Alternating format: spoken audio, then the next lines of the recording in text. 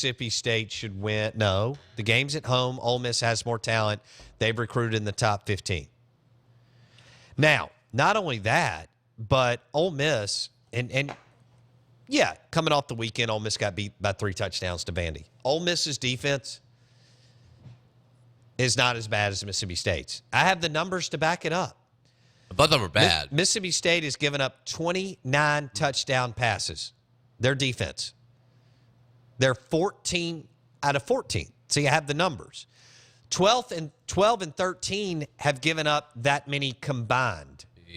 You are last and worst in the league defending touchdown passes. What is the strength of the Ole Miss offense?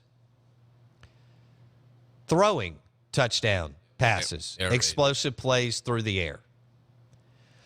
So, yeah, I'm not buying that. So the mismatch line. You can sell that somewhere else, but not here. I mean, that may work on your bar stool or at your water cooler. Is there a difference between saying Ole Miss should win the game, but Mississippi State can win the game?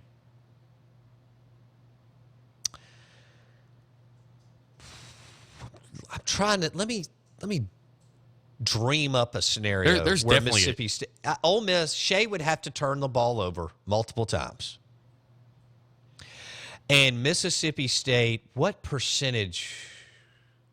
would have to be their conversion rate in the red zone? They can't kick field goals.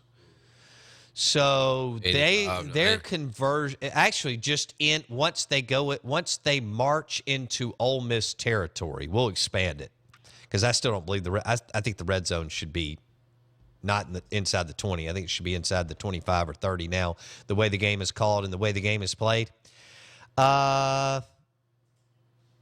Okay, Patterson or somebody on the Ole Miss team has to have multiple turnovers, and MSU's conversion rate has to be, I mean, they have to get in Ole Miss territory probably 8 times plus, and they have to convert TDs, not field goals, 5 times. I mean, it's going to have that's some big stuff right there. That little race to your 30. margin for error. Ole Miss has some wiggle room. MSU has none. So if Fitzgerald has a turnover or Malik Deer or something like that, it's devastating. If Shea does, it's not. And I don't see why Akeem Judge shouldn't be able to run on Mississippi State's defense. Will they give him the ball, though? You know, that's a great question on what Freeze will do as far as pass-run ratio. I expect to see Freeze do a couple of tricks. We'll see if Dan does.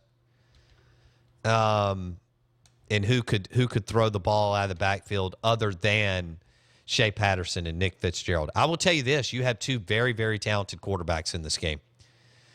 Again, Liggins. Fitz will be – yeah, Liggins, right. Ingram. Right. We got a list. Damian Williams. Yeah, all right, look. No, the 2 really, really talented quarterbacks are Nick Fitzgerald and Shea Patterson. And Nick, from here on out, he will be overshadowed because Shea coming in as a 5-star and so on. Nick's going to do it a different way over the next couple of years. He's already putting up big numbers. He's going to put up bigger numbers. He'll only get better. And that's they're different, but 2 very talented QBs that will be playing. That's why I don't think it's all doom and gloom in Oxford and Starkville. Drew talked about all the guys coming back on the 2 deep, and then both your quarterbacks are coming back in Shea Patterson and Nick Fitzgerald. Well, I can promise you teams would love for that to be the case that with their program. So you can win with Fitzgerald and Patterson for sure. At what level can you win with Fitzgerald? Like double-digit wins? Oh, I don't know. I mean, some of these teams aren't going 10-2. Right. That are up here. So that's kind of a do I think that you can win 8 games with Nick Fitzgerald before he leaves? Before he leaves? Absolutely, I do. It doesn't mean that they will. Drew? I think you and Jake were talking off air yesterday. Or, I mean, if before the season you said Nick Fitzgerald would have these type of stats this type of year, and we thought going into the year that the defense was the strength of Mississippi State. Yeah. You would have thought they would get 8 or 9 wins with the quarterback replacing. I mean, replacing Dak was the big question, and hasn't been totally replaced, but that hasn't really been the weakness of the team. I agree. So I mean, they could have, if the defense had performed to their potential, they could have been an 8 or 9 win team. I think you make a good point. Mullen was he just left. I guess he left his brain in the locker room against South Alabama. I mean, the guy's a smart guy. We have two good coaches. Mullen and Freeze have won at a high level. They're both very bright, and again, they know more about football than I do in their fingernail than I do from head to toe. But you're right, Drew. The defense. I thought during the offseason, I was wrong that the defense would be really good. And, no, I'm sorry, really good today is tough because of the way teams move the ball between the 20s. But I thought that they would be much better. And what happened was Mullen he left his brain at the hotel at the Coaches Association meeting in Dallas last year, too. He's like a bad drinking game. It just won't end. Well, that's kind of what's happened. He set Peter Sirmon up to fail. One, Sirmon has never been a defensive coordinator and called plays.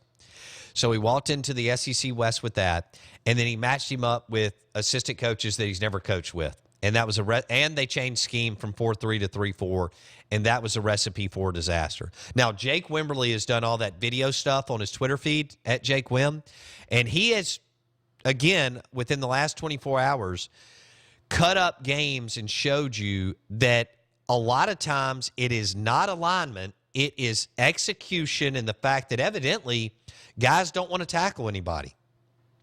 If you go to Jake Wimberly's Twitter feed at Jake Wim, W-I-M, at Jake Wim, he will show you where Mississippi State, wake up, I almost lost Jackson. He will show you where Mississippi State guys are in position to make the play and then whiff. That's a combination of effort and not wanting it. It's also positioning, which, I mean, it just comes with effort, I guess, as well. But do you think it's a trickle-down effect with the tackling? Because we're seeing it in the pros as well. We are, but are they trying to emulate? It's egregious at this point. It is. I mean, no, I think that the spread, because of the spread and the athletes that are being put on the offensive side of the football, Jackson, all these guys are 6'2", 6'3", 6'4". Yeah. It wasn't the case like 10 years ago, 20 years ago. I mean, I hate to tell you, you played defense between the hash marks, and you didn't face guys that look like this.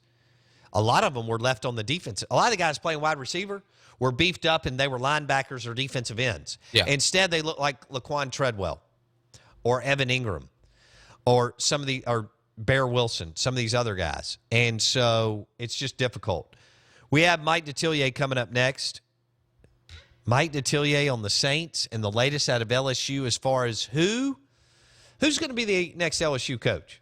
Jimbo Fisher, Mike Gundy, Brett Bielema, Mark D'Antonio, Gary Patterson.